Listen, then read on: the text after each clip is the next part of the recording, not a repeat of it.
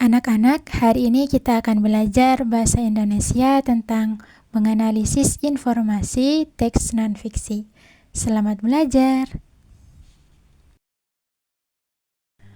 Pokok pembahasan pada pembelajaran kali ini yaitu tentang pengertian teks non-fiksi, ciri-ciri teks non-fiksi, jenis-jenis teks non-fiksi, dan cara menganalisis informasi pada teks non-fiksi. Nah, anak-anak, pembahasan yang pertama mengenai pengertian teks non-fiksi. Apa sih teks non-fiksi itu? Jadi, teks non-fiksi merupakan teks yang memuat informasi tentang suatu hal. Teks non-fiksi bertujuan untuk menyampaikan pengetahuan, memaparkan argumen, dan menjelaskan topik tertentu bagi pembacanya. Selanjutnya, tentang ciri-ciri teks non-fiksi. Anak-anak, teks non-fiksi itu memiliki beberapa ciri. Yang pertama, memiliki pembahasan dengan bahasa yang formal, resmi, atau baku. Yang kedua, menggunakan gaya bahasa denotatif atau memiliki makna sebenarnya. Yang ketiga, tersusun atas fakta dan data yang nyata. Dan yang terakhir, ditulis secara runtut. Setelah kita membahas tentang ciri-ciri teks non-fiksi, selanjutnya ada jenis-jenis teks non-fiksi. Anak-anak, teks non-fiksi itu terdiri dari berbagai macam. Ada buku pelajaran, ensiklopedia, kamus, riwayat hidup atau biografi, berita, dan masih banyak yang lainnya. Nah, untuk yang pertama ada buku pelajaran.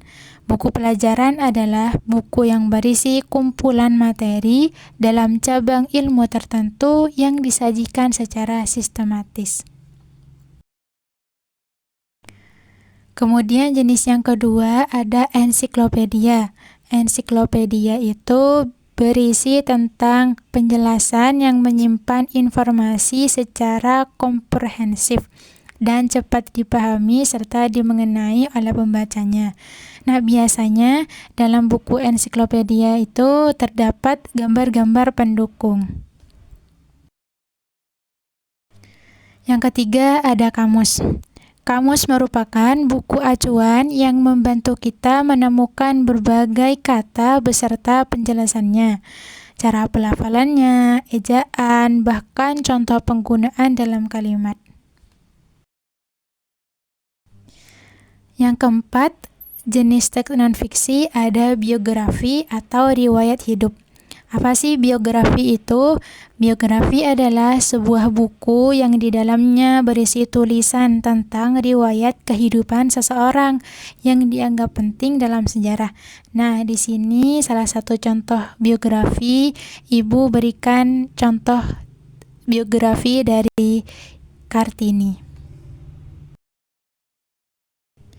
Nah, jenis yang terakhir itu ada berita.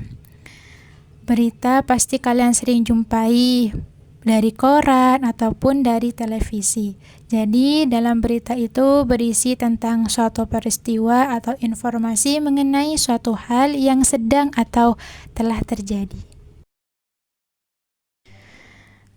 Nah, pembahasan kita yang terakhir adalah tentang cara menganalisis informasi teks non-fiksi. Anak-anak, ada beberapa cara untuk menganalisis informasi pada teks non-fiksi. Yang pertama, membaca teks dengan seksama. Yang kedua, mencari kalimat utamanya.